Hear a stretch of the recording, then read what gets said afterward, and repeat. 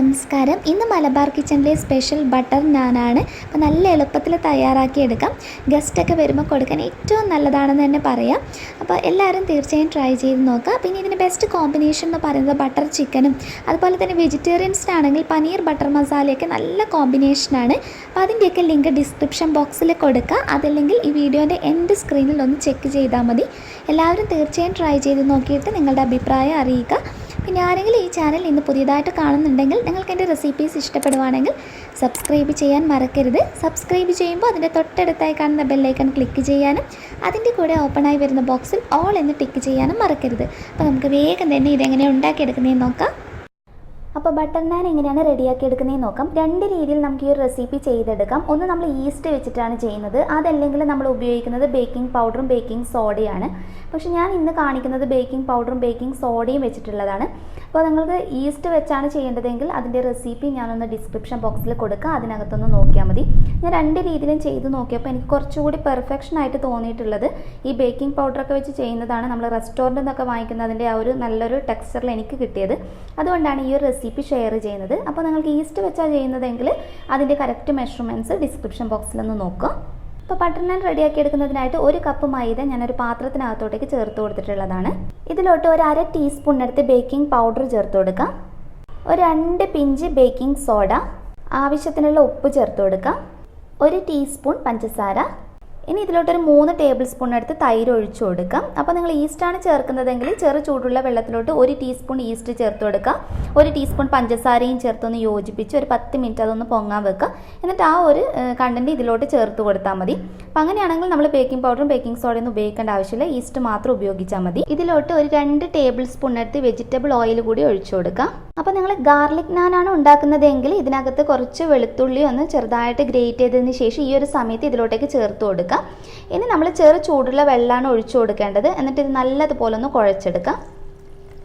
അപ്പോൾ കൈ വെച്ചിട്ട് നന്നായിട്ടൊന്ന് കുഴച്ചെടുക്കാം. വെള്ളം നോക്കിയിട്ട് ചേർത്ത് കൊടുക്കുക. ആദ്യമേ തന്നെ മുഴുവൻ ചേർത്ത് കുഴച്ചെടുക്കരുത്. എന്നിട്ട് നമ്മൾ സാധാരണ ചപ്പാത്തിക്കൊക്കെ കുഴച്ചെടുക്കുന്ന ഒരു പാകം ഉണ്ടല്ലോ, ആ ഒരു പാകത്തിന് നമുക്കൊന്ന് റെഡിയാക്കി എടുക്കാം.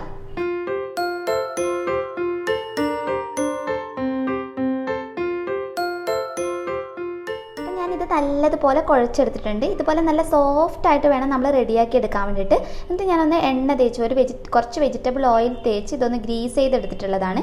ഇതിനൊന്ന് അടച്ച് വെച്ചിട്ട് ഒരു 10 മിനിറ്റ് നമുക്കൊന്ന് റെസ്റ്റ് ചെയ്യാൻ വെക്കാം. നിങ്ങൾ ഈസ്റ്റ് ചേർത്തിട്ടാണ് ചെയ്യുന്നതെങ്കിൽ 1.5 മണിക്കൂറെങ്കിലും ഇതൊന്ന് റെസ്റ്റ് ചെയ്യാൻ വെക്കണം. ബേക്കിംഗ് പൗഡറും ബേക്കിംഗ് സോഡയൊക്കെ ആണെങ്കിൽ ഒരു 10 മിനിറ്റ് വെച്ചാൽ മതി.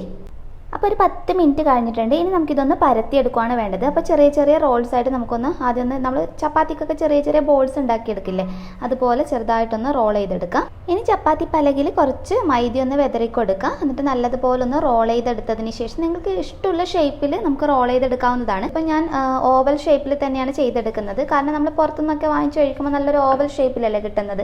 അപ്പോൾ ആ രീതിയിൽ തന്നെ നമുക്കൊന്ന് റോൾ ചെയ്ത് കൊടുക്കാം. അപ്പോൾ ഞാനിതൊന്ന് ഓവൽ ഷേപ്പിൽ റോൾ ചെയ്തെടുത്തിട്ടുണ്ട്. അപ്പോൾ നിങ്ങൾ വെളുത്തുള്ളി നമ്മൾ നേരത്തെ ചേർത്ത് കൊടുക്കുന്നുണ്ട്. ഗാർലിക് നാനാണെങ്കിൽ നിങ്ങൾക്ക് കുറച്ച് ചോപ്പ് ചെയ്തിട്ട് ഇതിലോട്ടേക്ക് ചേർത്ത് കൊടുക്കാം. ഞാനിപ്പോൾ വെളുത്തുള്ളി ചേർക്കാത്തതുകൊണ്ട് തന്നെ കുറച്ച് മല്ലി ഇലയാണ് ചേർത്ത് കൊടുക്കുന്നത്. അതിൻ്റെ കൂടെ നമ്മൾ സെർവ് ചെയ്യുന്ന സമയത്ത് കാണാനൊരു നല്ല ഭംഗിക്ക് വേണ്ടിയിട്ട് ഒരു ഇത്തിരി കറുത്ത എള്ള് ചേർത്ത് കൊടുക്കുന്നുണ്ട്. നിങ്ങൾക്ക് ഇതിന് പകരം കരിഞ്ജീരകം വേണമെങ്കിൽ അതും ഉപയോഗിക്കാം കേട്ടോ. അപ്പോൾ വെളുത്തുള്ളി ആണെങ്കിലും ഇതുപോലെ തന്നെ മല്ലിയിലൊക്കെ ചേർത്ത് കഴിഞ്ഞാൽ ഒന്നുകൂടി ഒന്ന് നമുക്ക് ഇതുപോലെ ഒന്ന് റോൾ ചെയ്തെടുക്കാം. അത് ശരിക്കും ഇതിൽ ഒട്ടിപ്പിടിച്ച് നല്ല കറക്റ്റായിട്ട് കിട്ടാൻ വേണ്ടിയിട്ടാണ്. അതിന് ശേഷം ഇതൊന്ന് തിരിച്ചിട്ട് കൊടുക്കാം നമുക്ക്. അപ്പോൾ തിരിച്ചിട്ടതിന് ശേഷം ഒന്നുകിൽ ബ്രഷ് വെച്ചിട്ടാക്കുക, അതല്ലെങ്കിൽ കയ്യിൽ ഒന്ന് വെള്ളം നനച്ചിട്ട് അങ്ങനെ ചെയ്തെടുത്താലും മതി. കുറച്ചൊന്ന് വെള്ളം നമുക്കൊന്ന് നനച്ച് കൊടുക്കാം ഇതുപോലെ. അപ്പോൾ ഇങ്ങനെയാണ് നമ്മൾ നാൻ റോൾ ചെയ്തെടുക്കുന്നത്. ഇനി ഇതെങ്ങനെയാണ് ചുട്ടെടുക്കുന്നതെന്ന് നോക്കാം. അപ്പോൾ ഞാൻ റെഡിയാക്കി എടുക്കുന്നതിനായിട്ട് ഞാനിവിടെ ഒരു ഇരുമ്പിൻ്റെ തവയാണ് ഉപയോഗിക്കുന്നത്. ഇത് നല്ലതുപോലെ ഒന്ന് ചൂടാക്കിയെടുക്കാം. അപ്പോൾ നിങ്ങളുടെ കയ്യിൽ തവ ഇല്ല എന്നാണെങ്കിൽ നിങ്ങൾക്ക് കുക്കർ വേണമെങ്കിൽ ഇതിന് വേണ്ടിയിട്ട് ഉപയോഗിക്കാം. കുക്കർ നല്ല ചുവട് കട്ടിയുള്ള പാത്രമാണല്ലോ, അപ്പോൾ അതിനകത്ത് ഇതേ രീതിയിലൊന്ന് ചെയ്തെടുത്താൽ മതി. അപ്പോൾ നമ്മൾ ഫ്ലെയിമിലോട്ട് കാണിക്കുന്ന അതേ മെത്തേഡിൽ തന്നെ കുക്കറിൽ തിരിച്ച് പിടിച്ചിട്ട് നിങ്ങൾക്ക് ചെയ്തെടുക്കാവുന്നതേ ഉള്ളൂ. അപ്പോൾ നമുക്കിതൊന്ന് നല്ലതുപോലെ ഒന്ന് ചൂടാക്കിയെടുക്കാം. അവ നന്നായിട്ട് ചൂടായി വന്നിട്ടുണ്ട്. ഇനി നമ്മൾ റെഡിയാക്കി വെച്ചിരിക്കുന്ന റോൾ ചെയ്ത് വെച്ചിരിക്കുന്ന നാനിൻ്റെ നമ്മൾ വെള്ളം ഏത് ഭാഗത്താണോ ആക്കിയിട്ടുള്ളത് ആ ഭാഗം ഇതിനകത്തോട്ടേക്ക് വെച്ച് കൊടുക്കാം. അപ്പോൾ ഇതുപോലെ പൊങ്ങി വരാൻ തുടങ്ങിയിട്ടുണ്ട്. അപ്പോൾ ഒരു സൈഡ് നന്നായിട്ട് കുക്കാവുമ്പോഴാണ് ഇതുപോലെ റെഡിയായി കിട്ടുന്നത്. ഇനി നമുക്കിത് തിരിച്ചിട്ടിട്ട് ഫ്ലെയിമിലോട്ടേക്ക് ഒന്ന് കാണിച്ചു കൊടുക്കാം. അപ്പോൾ തവ തിരിച്ച് പിടിച്ചിട്ട് ഫ്ലെയിമിലോട്ടേക്ക് കാണിച്ചു കൊടുക്കാം. അപ്പോൾ ഫ്ലെയിം കുറച്ച് ഹൈ ഫ്ലെയിമിൽ തന്നെ ഇടുക. എന്നിട്ട് ഇതുപോലെ ഒന്ന് തിരിച്ചിട്ടിട്ട് നല്ലതുപോലെ നമ്മളൊന്ന് റെഡിയാക്കി എടുക്കുകയാണ് വേണ്ടത്.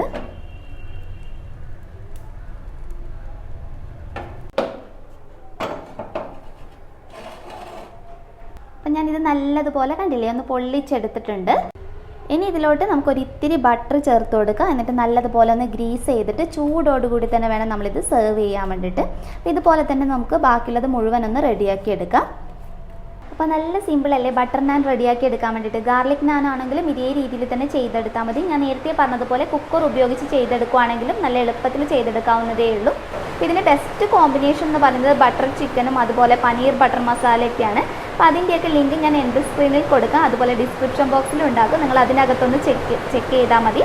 നെക്സ്റ്റ് വീഡിയോയിൽ ഇനി നല്ലൊരു വെറൈറ്റി ഡിഷുമായി കാണാം. അതുവരെ ടേക്ക് കെയർ, ബൈ ബൈ.